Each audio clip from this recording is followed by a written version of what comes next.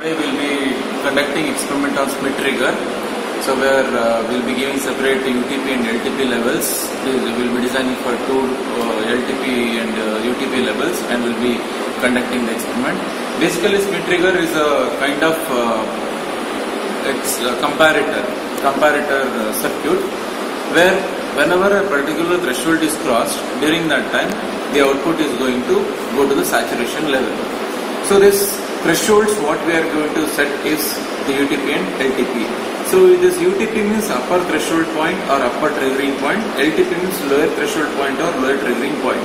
Whenever the input is going to cross this UTP and LTP value which we are going to set by using R1 and R2 or the resistors in the circuit, by properly choosing the resistance values, we can set this UTP and LTP values. As this UTP and LTP values are designed and we have a formula, all those things which are as discussed in the manual. So when we substitute R1 and R2 values along with the reference voltage values, we will be getting UTP and LTP levels. So based upon that UTP and LTP levels, we are going to observe the waveform. So here we are in this experiment, we are giving us input signal as sine wave and output will be the square wave. So how you are going to getting this square wave is, so whenever an input signal is given to this Schmitt trigger and UTP and LTP levels are set by using the resistance values, then whenever the input signal, that is sine wave, is going to cross this UTP level, then it goes to saturation. That means it becomes flat. That means it creates a square wave. And again when the input signal is going to cross the LTP level, LTP means lower threshold point or lower triggering point, then again your output goes to flat. So that means again it is going to square wave. So when you observe the output, then you will be getting a square wave. This output will be mainly because of this UTP and LTP value. So you can set this UTP and LTP value by adding some extra reference voltage also. So based upon the requirement, we can choose the resistance as well as we can have an extra reference points, reference voltage. So based on this, we can choose our different values. So here I have rigged up the circuit for the Schmitt trigger, where you can see here the op amp is used and we are having only two resistors. It is a very simple circuit where the input is given as, I have taken the input signal as 12 volt and 1 kilohertz sine wave I have taken as input signal.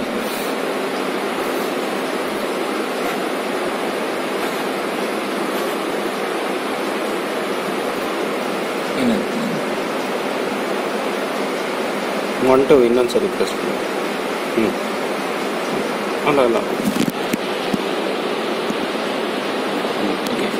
So 12 volt 1 kilohertz signal I have given as input to this circuit, and R1 and R2 are 10 kilo ohm and 27 kilo ohm resistance we have chosen here, and we have given initially I have given 0 reference. The reference is made 0, and the plus VCC and minus VE is I have used the 12 volt supply. Here I have used plus 12 volt and minus 12 volt for the op amp. Okay. Now we will see the output. You can see here the sine wave is what the input signal which we have given, and the square wave is the output signal which is given out by Schmitt trigger. In this, when the reference is 0, you can observe whenever the input signal, here you can observe that since the reference is 0, the output is going to the saturation. The output is going to saturation. So saturation means, so whatever the plus VCC and minus VE we are giving, that is the saturation level. And also we know, according to the saturability property of an op amp, we will be not getting exact value of plus VCC and minus VE because of the transistors whatever we will be using in the op amp. So you can observe the output is here, it is going around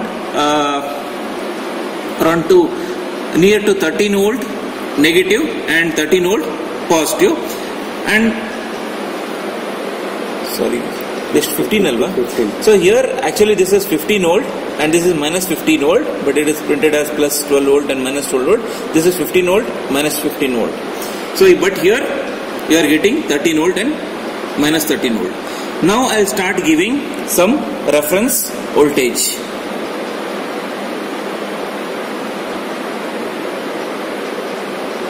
Change after. Yeah. So here you can observe now the triggering levels are changed.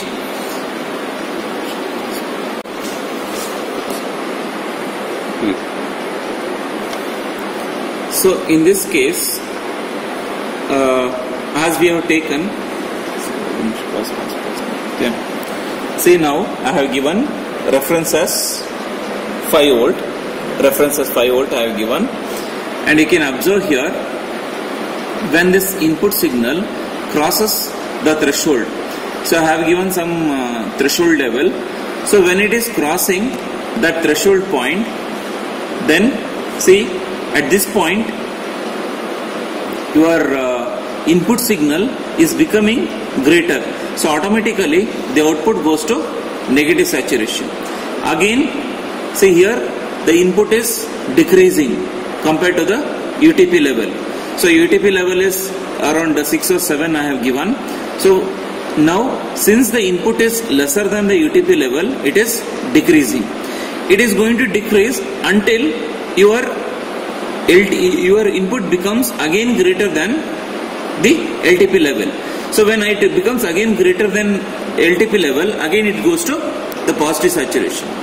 So again here when this input is going to go beyond this UTP level, again it is going to negative saturation, and again whenever it is going to cross the LTP level, again it is going to cross the UTP level. So because of that you will be getting positive saturation, negative saturation. So this happens whenever the input signal is crossing UTP and whenever the input signal is crossing LTP.